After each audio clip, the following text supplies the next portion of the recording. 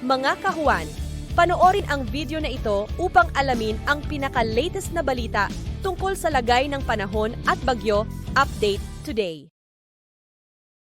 Nag-intensify pa o lumakas pa at ngayon nga ay taglay ang lakas ng hangin na 95 kilometers per hour near the center at ang gustiness niya ay umaabot sa 115 kilometers per hour. So yung kanyang sentro nasa dagat pa rin ho. Ang estimate natin nasa layo po siya ng 175 kilometers silangan ng Etiague Isabela.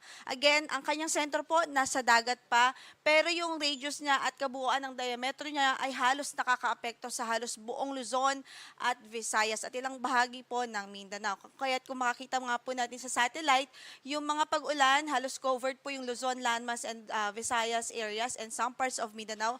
Gayon din yung wind impact natin, inaasahan natin sa malaking bahagi ng ating bansa. At mamaya, iisa-isahin po natin ang mga lugar na kung saan ay nakataas ang ating wind signal.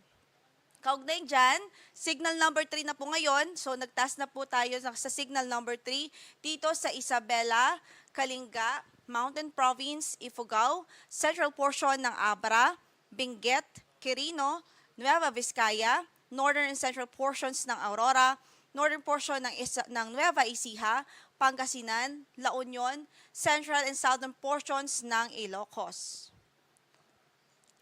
And then, central and southern portions po ito ng Ilocos Sur. And then for tropical cyclone wind signal number 2, Ilocos Norte, the rest of Ilocos Sur, Apayao, rest of Abra, Cagayan kasamang Babuin Islands, rest of Aurora, rest of Nueva Ecija, Bulacan, Tarlac, Pampanga, Zambales, Bataan, Metro Manila, Cavite at Laguna. Uulitin lamang po natin yung signal number 3. Ito pong mga lalawigan o mga probinsyang po ito. Posible po ang moderate to significant threat sa life at property. Kaya iba yung paghahanda at pag-iingat ng ating inaabiso as early as now dahil nga po mararanasan na po nila ang impact especially in terms of wind sa mga lugar na ito, sa mga nabanggit nating probinsya. Samantala, signal number 2 naman, dito nga po sa Ilocos Norte, rest of Ilocos Sur, Apayao, rest of Abra, Cagayan kasamang Bubuin Islands, rest of Aurora, rest of Nueva Ecija, Bulacan, Tarlac, Pampanga, Zambales, Bataan, Metro Manila, signal number 2 pa rin ho tayo, Cavite at maging sa Laguna.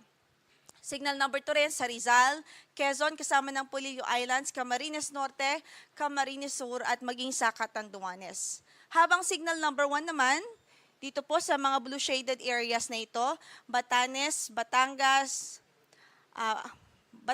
Occidental, Mindoro kasama ng Lubang Islands, Oriental Mindoro, Marinduque, Romblon, Calamian Islands, Albay, Sorsogon, Masbate kasama ng Dicao at Burias Islands. Signal number 1 din ho sa Aklan, Capiz, Antique, including Caluya Islands, Iloilo, Guimaras, northern portion ng Negros Occidental, northern portions ng Negros Oriental, northern and central portions ng Cebu kasama ng Babuin Islands at Camotes Islands, Bohol, Eastern Samar, Northern Samar, Leyte, Biliran at maging sa Southern Leyte. Extended pa rin ang ating signal number 1 sa Dinagat Islands, Surigao del Norte kasama na ang Siargao, Bucas Grande Group. So, i-reiterate lang po natin na yung signal natin o wind signal, ang in-emphasize po natin dyan yung epekto ng hangin o wind impact dito sa mga lalawigan. And then, pagdating naman sa mga ulan, meron din po tayong pinapalabas na advisory o weather advisory kung saan pinapakita po natin ang posibleng dami ng ulan na pwedeng ibuhos po nitong si Bagyong Christine.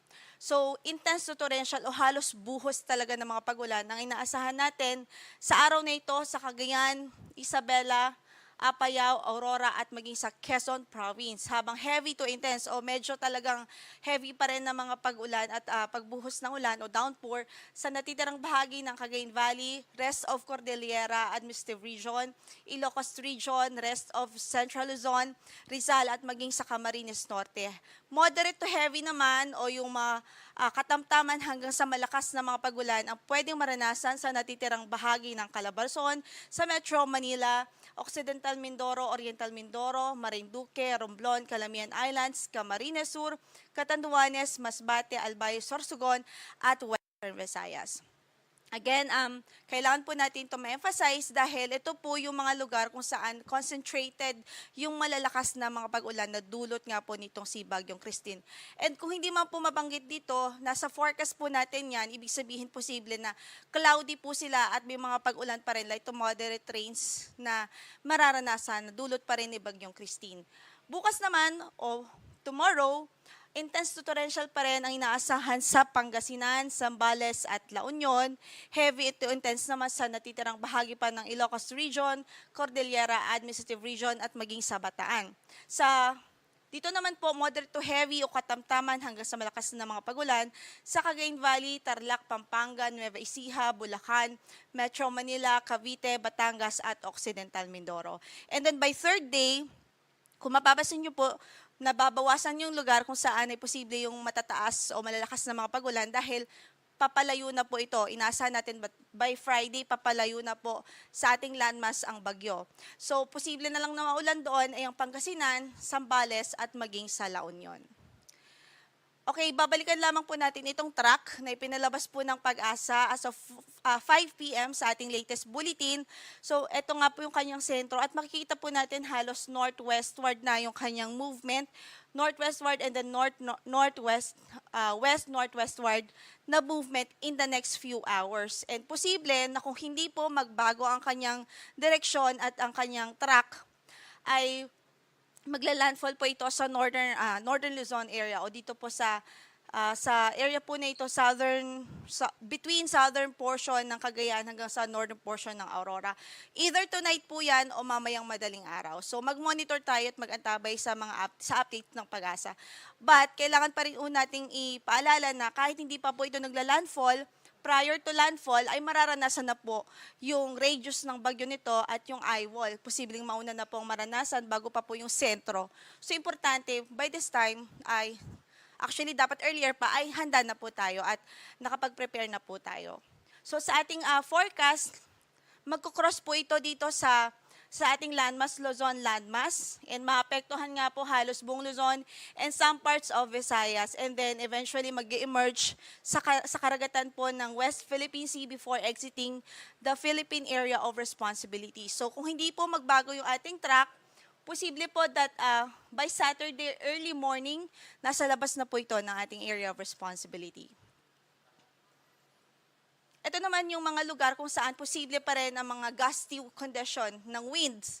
So today sa Mimaropa, Visayas at Mindanao. At bukas naman Mimaropa, Bicol Region, Visayas, Basilan, Sulu, Tawi-Tawi, Zamboanga del Norte, Lanao del Sur, Northern Mindanao, Dinagat Islands, Surigao del Norte, Davao del Sur at Davao Oriental. Sa Friday naman, Mimaropa, Bicol Region, Western Visayas, Negros Occidental, Zamboanga del Norte, Basilan, Sulu at maging sa Tawi-Tawi.